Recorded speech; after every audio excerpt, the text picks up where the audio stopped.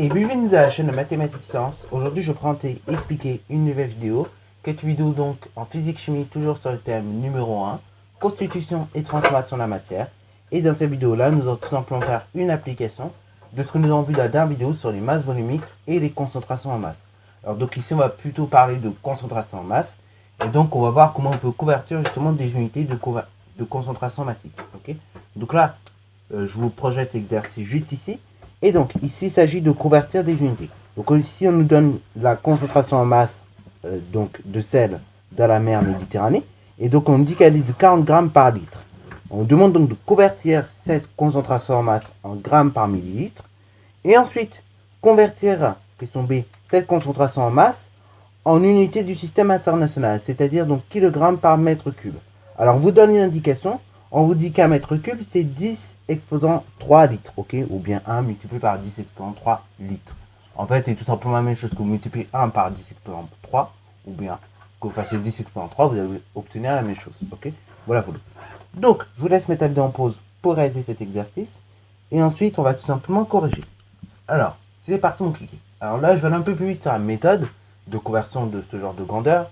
Mais donc, je vous renvoie au cas où si vous aurez un petit peu pas trop bien compris comment ça marche, à la vidéo où je vous avais présenté comment on peut passer d'une unité de masse volumique à une autre. Okay, donc je vous renvoie sur cette vidéo là, normalement elle s'affiche. Et donc sur cette vidéo là vraiment, et ben, vous avez toutes les méthodes, tout expliqué dans les détails. Okay, aussi bien les symboles que les conversions. Okay, là on va aller un peu plus vite parce que techniquement vous êtes censé connaître la relation déjà de la concentration en masse et vous êtes censé également connaître les différentes unités, puissance de 10, etc. D'ailleurs, si vous avez des difficultés sur tout ce qui est puissance de 10 et unités, je vous renvoie également sur les vidéos qui correspondent. Donc là, c'est des vidéos qui datent de 4ème normalement. Je vous renvoie sur cette vidéo-là, donc sur les unités, les puissances de 10. Okay, bon, ici, on demande de convertir cette concentration en masse en grammes par millilitre. Donc on dit que la concentration en masse, donc du sel donc dans l'eau de la mer Méditerranée, est de 40 grammes par litre, ok. Je vous rappelle, ceci 40 grammes par litre, et il y a deux manières de le noter, soit on note comme ça, c'est la manière scientifique on va dire de le noter, mais la manière que vous aviez tous appris au collège, c'est cette façon-là, c'est-à-dire 40 grammes par litre, ok. Alors, ça veut dire quoi? Ça veut dire donc qu'on divise des 40 grammes par litre, ok. Là, pareil, on divise pas 40 grammes par litre, mais on multiplie 40 grammes par l'inverse du litre, ok. Et donc, ça nous donne la même chose ici. Enfin, ici, ok. Donc, ces deux notations-là sont équivalentes. Nous, en seconde, on va plutôt préférer en physique-chimie cette notation-là. Ok. Donc, maintenant, en fait, je vous ai donné, sans savoir, la définition de la concentration en masse. La concentration en masse, je vous rappelle par définition, c'est quoi? C'est tout simplement la masse du soluté pour 1 litre de solvant, ok. Voilà, voilà. Ça, c'est la définition donc, de la concentration en masse. Et donc, ici, ça veut dire quoi? Que la concentration en masse en sel donc de la mer Méditerranée est de 40 grammes par litre. Ça signifie donc que 40 grammes de sel, donc pour 1 litre de mer Méditerranée, vous avez 40 grammes de sel. Ok, voilà, voilà. Et donc, la relation qui va définir la concentration en masse est la suivante, c'est-à-dire C est égal à la masse, donc à la masse du soluté, divisé par le volume de solution. Ok, voilà, voilà. Autrement dit, ici ça donnerait quoi? Ça donnerait que concentration en masse tout simplement du sel de la mer Méditerranée, c'est donc égal à la masse du sel, ok, ou AM, divisé par le volume, ok. Et donc, ceci est équivalent à quoi? C'est équivalent à dire que concentration en masse du sel de la mer Méditerranée, c'est donc égal à la masse. Donc la masse ici c'est 40 grammes, divisé par 1, ok. Donc je vais vous mettre les unités pour que vous compreniez. Divisé par donc 1 litre, ok, de sorte à obtenir 40 grammes par litre.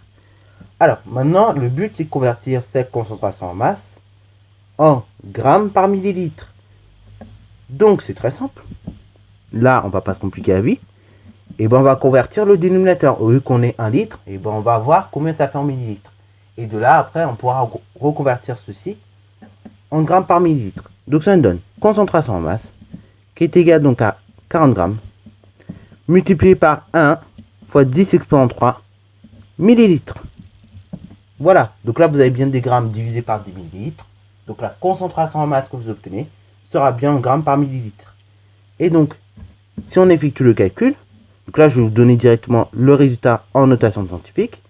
Ça va vous donner donc 4 multiplié par 10 exposant moins 2 grammes par millilitre. Alors, petite explication quand même d'un point de vue mathématique, pourquoi 4 multiplié par 10 exposant moins 2. Je vous rappelle donc 40 divisé par 1 fois 10 exposant 3, c'est donc comme 40 divisé par 1000. Et donc c'est bien égal à 4 divisé par 100, ça revient au même. Et donc 4 divisé par 100, c'est comme donc 4 divisé par 10 exposant 2.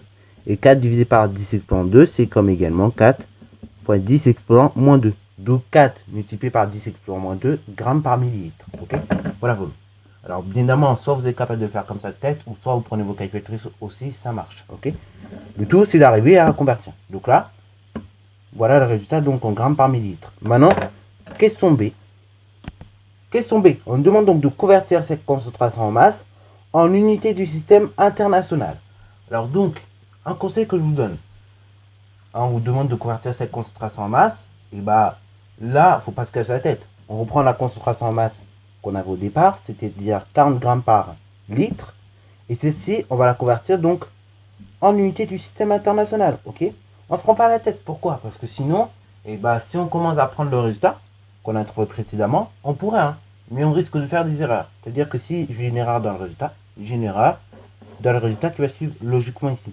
Ok, d'un point de vue logique. C'est pour ça que on va reprendre la concentration en masse qu'on avait dès le départ. Donc je vous la redonne à nouveau. Concentration en masse donc du sel dans la mer Méditerranée, on nous disait c'est 40 grammes par litre. Ok, on vous donne une indication très précieuse qui va aider beaucoup d'élèves. 1 mètre cube, c'est 10 exposant 3 litres. Ok, autrement dit, c'est 1 kilolitre. Voilà, si vous préférez. Donc, on nous demande de convertir justement cette concentration en masse en kilogrammes par mètre cube. Donc, on rappelle la relation. Concentration en masse, c'est donc la masse divisée par volume. Ok, autrement dit, la concentration en masse, c'est donc ta masse, donc ici t'es 40 grammes, que tu as divisé par 1 litre. Enfin, oui, 1 litre puisque bah, nous sommes en grammes par litre. Ok, de sorte à obtenir 40 grammes justement par litre. Et donc, ceci, 40 grammes divisé par 1 litre, c'est ça que je veux convertir en tout simplement kilogrammes par mètre cube. Donc là, il faut être très astucieux. Je vais d'abord convertir ma masse en kilogrammes. Je vais ensuite convertir mon volume, comme on a fait tout à l'heure, donc ici, en mètres cubes. Et de là, comme j'ai divisé des kilogrammes par des mètres cubes, et bah automatiquement le résultat que je vais obtenir sera en kilogrammes par mètre cube. Et donc on aura tout gagné. Alors 40 grammes, donc si vous voulez convertir tout simplement en kilogrammes, c'est très simple. C'est donc 40 grammes multiplié par 10 exposant moins 3. Ok, de sorte à obtenir des kilogrammes. Ok, donc 40 grammes, c'est donc 40 multiplié par 10 exposant moins 3 kilogrammes. De même, 1 litre, si on veut le convertir donc en mètre cube, et bah on prend l'égalité mais à l'envers. On vous a dit que 1 mètre cube, c'est donc 10 exposant 3 litres. Ok, dans ce cas-là, si on prend ça à l'envers, 1 litre, c'est donc 10 exposant moins 3 mètres cubes. Ok, et bah très simple. J'ai 1 litre, je le multiplie par 10 exposant moins 3, de sorte à obtenir des mètres cubes au dénominateur. Et donc là, ce calcul-là, je vais l'effectuer. Ça me donne quoi? Alors là, il faut être très astucieux. Quand vous avez ce genre de calcul, on va d'abord effectuer d'un point de vue et bah, des calculs avec les nombres et les calculs avec les puissances. Donc là, on va séparer. Donc là, 10 exposant moins 3, je divise par 10 exposant moins 3. Ok. Et bah, dans ce cas-là, je vais tout simplement soustraire mes exposants. Donc d'abord, je divise 40 par 1. Ça me donne 40. Après, ceci, 40, je multiplie par une puissance de 10. Donc 10 exposant 3 divisé par 10 exposant moins 3. Et bah, c'est très simple, vous faites la soustraction des exposants. Ça donne donc 10 exposant moins 3 moins 3. Ce qui donne donc directement 10 exposant 0. Et donc 10 exposant 0, c'est 1. Autrement dit, la concentration en masse est donc de 40 kg par mètre cube. Ok, voilà, voilà. Voilà. Donc, vous voyez comment les choses doivent être faites. Ok. Donc ça, ce genre de calcul maintenant en seconde, ça doit plus vous faire peur, ok? Voilà. Maintenant en seconde, vous devez être habitué à faire des calculs comme ça. Et donc plus on va aller et plus on va manipuler tous les outils mathématiques que vous connaissez. Donc c'est pour ça que vraiment vous pouvez pas, en tout cas en seconde, c'est plus possible d'être bon en physique malheureusement si vous êtes mauvais en maths, ok? Pour être bon en physique, il faut être un minimum bon en mathématiques, ok? Voilà, voilà. Bon, sur ce, c'est la fin de cette vidéo. J'espère qu'elle t'a plu. N'hésite d'ailleurs pas à la liker, commenter et bonne reste à toi en mathématiques et en sciences.